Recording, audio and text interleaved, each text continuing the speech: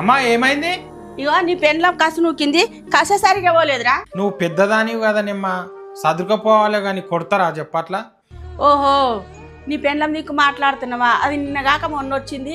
నేను నీ కన్న తల్లినిరా, నీ కంటికి నేను కనిపిస్తలేనా? నడు నీ బట్టలను చదువుకో, నడు మీ అమ్మలతో.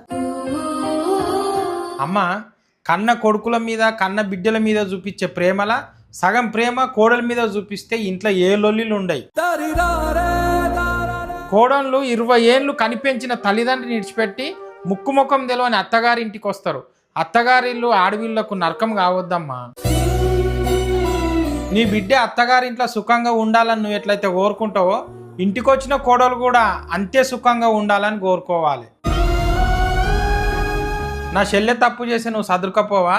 నా పెళ్ళాము తెలిసో తెలియక చిన్న చిన్న తప్పులు చేస్తే పెద్ద మనసు చేసుకొని సదురుకపోవా అమ్మా.